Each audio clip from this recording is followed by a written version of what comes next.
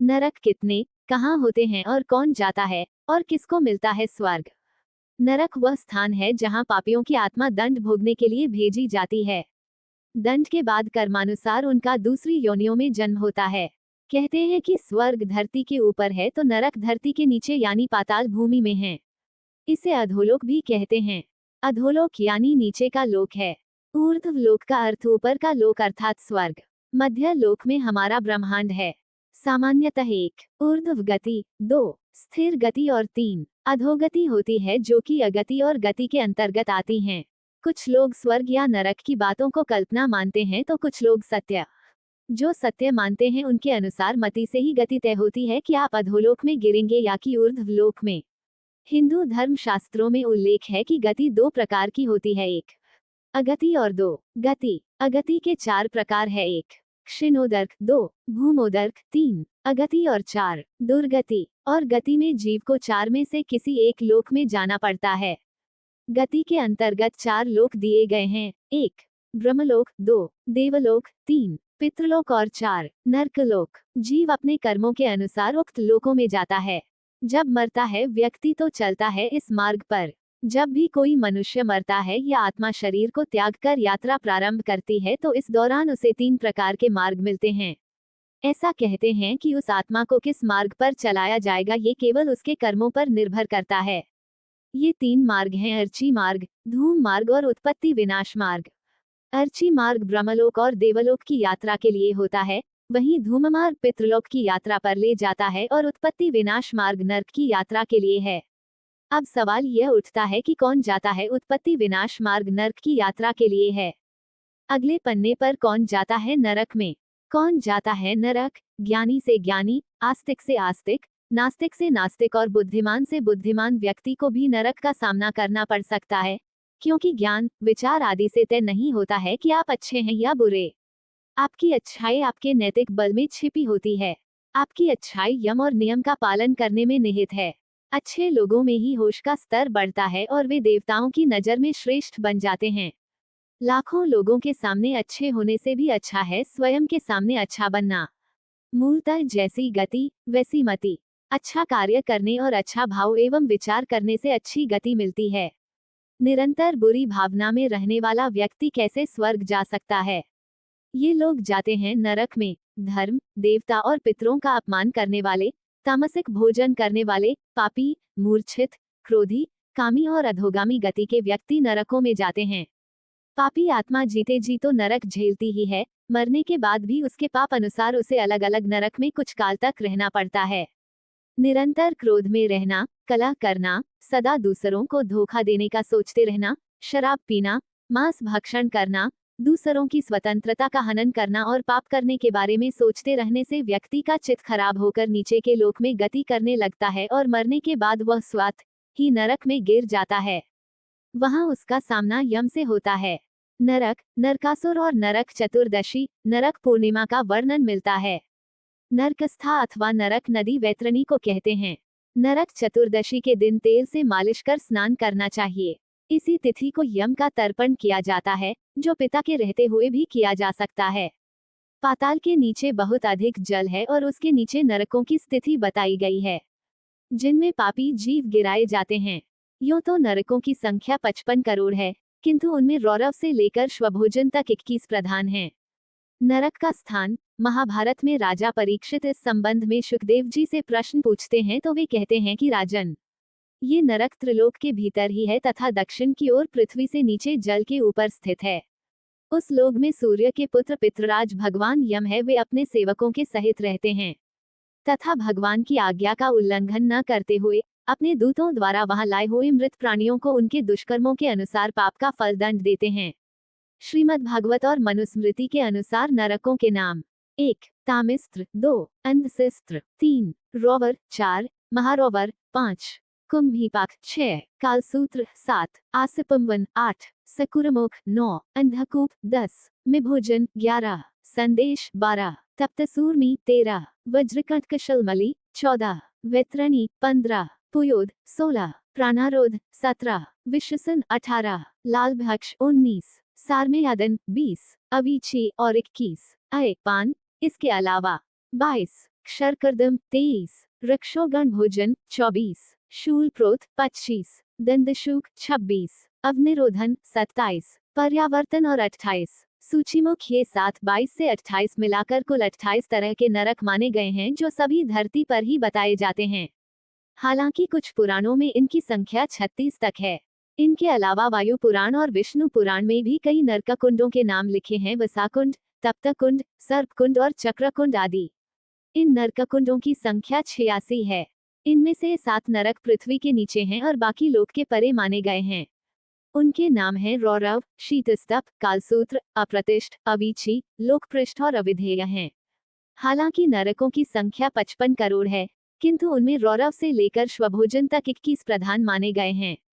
उनके नाम इस प्रकार हैं: रौरव, शुका, रौग, ताल, विशसन, महाज्वाल, तप्तकुंभ, लवण, विमोहक, रुधिरांध, वैतरणी, कृमिश, कृमि भोजन, असिपत्रवन, कृष्ण, भयंकर, लालभक्ष, पापमय, पोइमा, वहिज्वाल, अधाशिरा, संदर्श, कालसूत्र, तमोमय अविची, श्वभोजन और प्रतिभाशून्य अपर अविची तथा ऐसे ही और भी भयंकर नरक हैं। क्या सचमुच नरक या स्वर्ग होते हैं? कौन जाता है नरक के द्वार? कुछ लोग कहते हैं कि स्वर्ग या नरक हमारे भीतर ही है। कोई भी ऐसा नहीं हो जो मनुष्य के किए की सजा या पुरस्कार देता हो।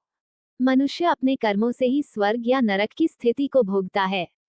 यदि वो बुरे कर्म करेगा तो बुरी जगह और बुरी परिस्थिति में होगा, और अच्छे कर्म करेगा तो अच्छी जगह और परिस्थिति में होगा। कुछ हद तक ये बात सही मानी जा सकती है, लेकिन इसके सही होने के पीछे के विज्ञान या मनोविज्ञान को समझना होगा। पुराणों अनुसार कैलाश के ऊपर स्वर्ग और नीचे नरक व पाताल लोक है। संस्कृत शब्द स्वर्ग को मेरु पर्वत के ऊपर के लोकों हेतु प्रयुक्त किया है। जिस तरह धरती पर पाताल और नरक लोक की स्थिति बताई गई है, उसी तरह धरती पर स्वर्ग की स्थिति भी बताई गई है। आज के कश्मीर और हिमालय के क्षेत्र को उस काल में स्वर्गलोक कहा जाता था, जहाँ के आकाश में बादल छाए रहते थे और जहाँ से पानी सारे भारत में फैलता था। हिमालय में ही देवात्म नामक एक हिमालय है, जहाँ अच्छी आत्माएं शरीर छोड़ने के बाद रहती हैं। जीवात्मा 84 लाख योनियों में भटकने के बाद मनुष्य जन्म पाती है। अर्थात नीचे से ऊपर उठने की इस प्रक्रिया को ही ऊर्ध्वगति कहते हैं। यदि मनुष्य अपने पाप कर्मों के द्वारा फिर से नीचे गिरने लगता है तो उसे अधोगति कहते हैं। अधोगति में गिरना ही नरक में गिरना होता है। जिस तरह हमारे शरीर जब रात्रि में अचेत होकर सो जाता है तब हम हर तरह के स्वप्न देखते हैं। यदि हम लगातार बुरे स्वप्न देख रहे हैं तो यह नरक की ही स्थिति है। यह मरने के बाद अधोगति में गिरने का संकेत ही है। वर्तमान में 84 लाख योनियों से भी कहीं अधिक योनियां हो गई होगी। हालांकि पुरानी गणना अनुसार निम्नलिखित 84 लाख योनियां थी। इस आप संख्या में न लेकर प्रकार में लें।